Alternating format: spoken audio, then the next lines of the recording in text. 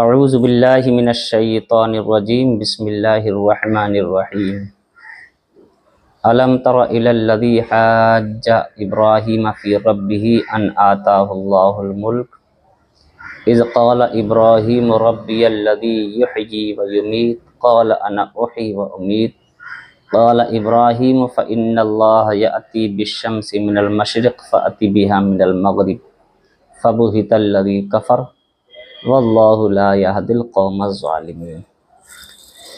یہ آیت مبارکہ سورہ بقرہ کی آیت نمبر 258 ہے۔ انشاءاللہ آج اسی کا خلاصہ بیان کیا جائے گا۔ اس کا ترجمہ اس طرح ہے، اللہ رب العزت نے فرمایا، اے محبوب کیا آپ نے نہیں دیکھا کہ اس نے حضرت ابراہیم علیہ السلام سے ان کے رب کے بارے میں بحث کی جبکہ اس کو بادشاہت عطا کی گئی تھی۔ تو حضرت ابراہیم نے فرمایا کہ میرا رب وہ ہے جو مارتا ہے اور جلاتا ہے۔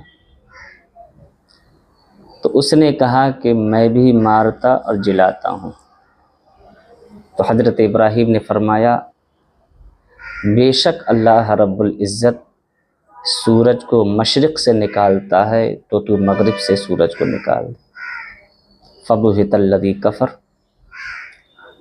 تو وہ لاجواب ہو گیا، اور اللہ رب العزت کسی قوم کو اس وقت تک ہدایت عطا نہیں فرماتا جب تک کہ وہ اپنے ظلم سے باز نہ آ جائے۔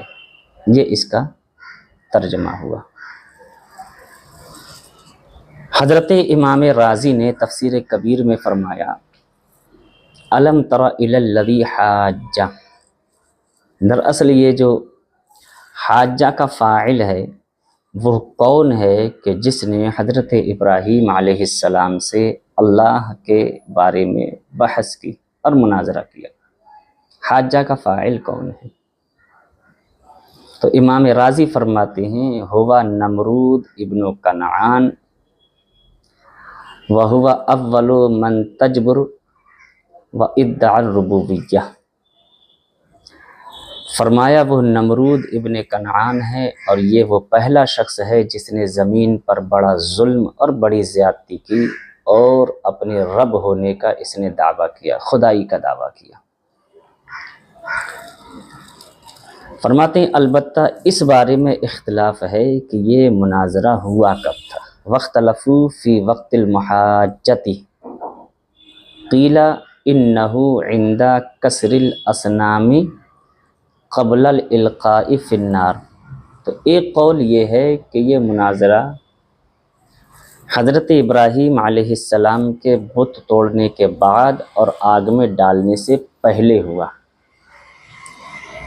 وقیل بعد القائہ فی النار، اور ایک قول یہ ہے، فرماتے ہیں کہ آگ میں ڈالنے کے بعد یہ مناظرہ ہوا۔ اس پوری عبارت کا خلاصہ اس طرح ہے، اور اس خلاصے سے پہلے اس بات کو بیان کرنا ضروری ہے کہ 4 ایسے بادشاہ گزری ہیں کہ جنہوں نے پوری دنیا پر حکومت کی اپنے وقت میں۔ ان میں سے 2 مسلمان اور 2 کافر رہے۔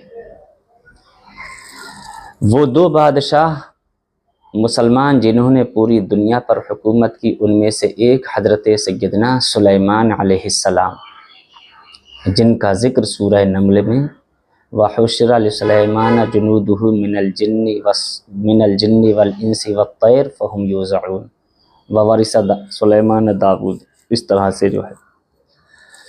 اور 23ویں پارے کے ہاف لاسٹ کا جو آخر ہے، لاسٹ کا جو آدھا ہے، اس میں بھی اس کا تفصیلی ذکر ہے۔ فَسَخَّرْنَا لَهُ الرِّيحَ تَجْرِي بِأَمْرِهِ رُخَاءً حَيْثُ أَصَابَ۔ تو ایک حضرت سیدنا سلیمان علیہ السلام ہیں جنہوں نے پوری دنیا پر حکومت کی، اور دوسرے حضرت ذوالقرنین ہیں جنہوں نے پوری دنیا پر اپنے وقت میں حکومت کی 16ویں پارے میں ان کا ذکر ہے وَيَسْأَلُونَكَ عَنْ ذِي الْقَرْنَيْنِ قُلْ سَأَتْلُو عَلَيْكُم مِّنْهُ ذِكْرًا۔ قرآن میں اور بھی ایک آدھ دو جگہ پر اس بات کا تذکرہ ہے۔ اور وہ دو بادشاہ جو کافر تھے اور جنہوں نے پوری دنیا پر حکومت کی، ان میں سے ایک نمرود ابن کنعان ہے جس کا ذکر اس آیت میں ہے اور قرآن میں اور کئی جگہ پر ہے، اور بخت نصر ہے۔ یہ 4 بادشاہ وہ گزرے ہیں جن میں سے 2 مسلمان 2 کافر، جنہوں نے اپنے دور میں پوری دنیا پر حکومت کی۔ نمرود حضرت ابراہیم علیہ السلام کے دور میں تھا اور اس نے خدائی کا دعویٰ کیا۔ حضرت سیدنا ابراہیم علیہ السلام نے جب بتوں کو توڑا، اور اس کا ذکر 17ویں پارے میں ہے فَجَعَلَهُمْ جُذَاذًا كَبِيرًا لَهُمْ لَعَلَّهُمْ إِلَيْهِ يَرْجِعُونَ قَالُوا مَنْ فَعَلَ هَذَا بِآلِهَتِنَا يَا إِبْرَاهِيمُ قَالَ بَلْ فَعَلَهُ كَبِيرُهُمْ هَذَا فَاسْأَلُوهُمْ إِنْ كَانُوا يَنْطِقُونَ۔ حضرت سیدنا ابراہیم علیہ السلام نے جب بتوں کو توڑا تو اس نے حضرت ابراہیم علیہ السلام کو قید کر لیا، قید میں ڈال دیا، اور اس کے بعد پھر حضرت ابراہیم علیہ السلام کو اس نے قید سے نکال کر کے آگ میں ڈالا۔ اور بہت مشہور واقعہ ہے کہ آگ حضرت ابراہیم علیہ السلام پر گل گلزار بن گئی۔ قلنا یا نار کونی بردم و سلاما علی ابراہیم۔ اس کے بعد ہوا یہ کہ بابل میں سخت قحط پڑا، شدید قحط، جس سے کھیتیاں تباہ ہو گئیں، فصلیں سوکھ گئیں، لوگ بھوک مری کا شکار ہو گئے، چیزیں مہنگی ہو گئیں، اور لوگوں کے پاس جو راشن تھا، جو غلہ تھا، وہ سب ختم ہو گیا۔ اب چونکہ نمرود وقت کا بادشاہ تھا، اس کے پاس غلہ اسٹاک میں تھا۔ اس نے اس قحط کے وقت میں لوگوں کو غلہ تقسیم کرنا شروع کیا۔ اب لوگ اس کے پاس غلہ لینے کے لیے آتے تھے تو جو بھی آتا اس سے پوچھتا تیرا رب کون ہے؟ اگر وہ کہتا کہ میرا رب تو ہے معاذ اللہ، تو اس کو غلہ دے دیتا، اور جو کہتا کہ میرا رب اللہ ہے تو اس کو ڈانٹ کر کے بھگا دیتا اور اس کو غلہ نہیں دیتا۔ لوگ بھوک مری کا شکار تھے، سخت قحط تھا۔ اسی سلسلے میں رب کی مشیت، رب کی مرضی کہ حضرت سیدنا ابراہیم علیہ السلام تھیلا لے کر کے، بورا لے کر کے نمرود کے پاس تشریف لے گئے۔ جب حضرت ابراہیم پہنچے تو اس نے حضرت ابراہیم سے بھی وہی سوال کیا کہ آپ کا رب کون ہے؟ تو حضرت ابراہیم علیہ السلام نے بڑا صاف بغیر کسی سوچے سمجھے جواب دیا، ربی الذی یحیی و یمیت، میرا رب وہ ہے جو جلاتا ہے اور مارتا ہے، جو موت اور زندگی دیتا ہے۔ جب حضرت ابراہیم علیہ السلام نے یہ بطور دلیل یہ قاعدہ پیش کیا کہ میرا رب وہ ہے کہ جو مارتا اور جلاتا ہے، جو موت اور زندگی دیتا ہے، تو نمرود نے اپنے قید خانے سے 2 قیدی نکلوائے۔ ایک قیدی کو حضرت ابراہیم کے سامنے ذبح کیا، قتل کر دیا، اور ایک کو چھوڑ دیا، اور اس نے کہا دیکھو جس کو میں نے قتل کر دیا گویا اس کو میں نے موت دے دی، اور جس کو چھوڑ دیا اس کو میں نے زندگی بخش دی۔ تو تمہارے اس قاعدے کے تحت کہ جو موت اور زندگی دیتا ہے میں بھی رب ہوں، لہٰذا مجھ کو خدا مانو۔ بے وقوف تھا، غبی الذہن تھا۔ حضرت ابراہیم علیہ السلام نے دلیل کا رخ بدلا اور فرمایا فَإِنَّ اللَّهَ يَأْتِي بِالشَّمْسِ مِنَ الْمَشْرِقِ فَأْتِ بِهَا مِنَ الْمَغْرِبِ، بے شک اللہ رب العزت سورج کو مشرق سے نکالتا ہے اور مغرب میں ڈبوتا ہے تو ایسا کر تو سورج کو مغرب سے نکال دے اور مشرق میں ڈبو۔ فَبُہِتَ الَّذِي کفر، چنانچہ یہ لاجواب ہو گیا، کوئی جواب نہیں تھا اس کے پاس۔ خسیا کر غصے میں اس نے حضرت ابراہیم علیہ السلام کو کہا کہ جاؤ، تمہارے لیے میرے پاس ایک دانہ نہیں ہے، اسی رب سے مانگو جس کی عبادت کرتے ہو۔ حضرت ابراہیم علیہ السلام اس خالی بورے کو لے کر کے اپنے گھر واپس تشریف لا رہے تھے۔ راستے میں آپ کا گزر ایک ریت کے ٹیلے سے ہوا۔ ریت کے ٹیلے کے پاس سے جب آپ گزرے تو آپ نے وہیں پر اس ٹیلے سے ریت بالو اپنے اسی تھیلے میں بھر لیا اور اپنے گھر واپس تشریف لے آئے۔ اب چونکہ اس زمانے کا سفر بڑا دشوار سفر ہوتا تھا، صحراؤں کو، جنگلات کو، سنگلاخ کو، ریگستانوں کو پار کر کے ایک جگہ سے دوسری جگہ جانا ہوتا تھا، یا تو پیدل جانا یا پھر گھوڑے، خچر، اونٹ پہ سوار ہو کر کے جانا۔ شدید گرمی ہوتی تھی۔ حضرت ابراہیم علیہ السلام جب گھر تشریف لائے واپس اپنے، تو اس تھیلے میں تو بالو بھر کے لائے تھے۔ آپ تھکے ماندے تھے، حضرت ابراہیم آرام کرنے کے لیے لیٹ گئے، آپ کو نیند آ گئی، حضرت ابراہیم سو گئے اور اس تھیلے کو اپنے گھر میں رکھ دیا۔ آپ کی بیوی حضرت سارہ آئیں۔ حضرت سارہ نے اس تھیلے کو کھولا تو دیکھا کہ اس میں عمدہ قسم کے، نفیس قسم کے گیہوں موجود تھے، بہت بہترین خوشبو آ رہی تھی اور عمدہ قسم کے گیہوں تھے۔ حضرت سارہ نے ان گیہوں سے روٹیاں تیار کی، اور روٹیاں تیار کی۔ جب حضرت ابراہیم علیہ السلام نیند سے بیدار ہوئے، روٹیاں لے کر کے حضرت ابراہیم کے پاس حاضر ہو گئیں۔ جب روٹیاں پیش کیں تو حضرت ابراہیم علیہ السلام نے فرمایا، یہ روٹیاں کہاں سے آئیں اور کیسے بنائیں؟ تو حضرت سارہ نے وہی جواب دیا کہ حضور، جو آپ بورے میں گیہوں لے کر کے آئے تھے، انہی گیہوں سے میں نے روٹیاں تیار کی ہیں۔ تو حضرت ابراہیم علیہ السلام نے تو بورے میں بالو بھرا تھا، لیکن اللہ رب العزت نے توحید پر استقامت کا صلہ یہ عطا فرمایا کہ اس بالو کو اللہ تعالیٰ نے عمدہ نفیس قسم کے گیہوں میں تبدیل فرما دیا۔ حضرت ابراہیم علیہ السلام سمجھ گئے کہ اللہ رب العزت نے اپنے خزانہ کرم سے، خزانہ خاص سے مجھ کو یہ رزق عطا فرمایا ہے۔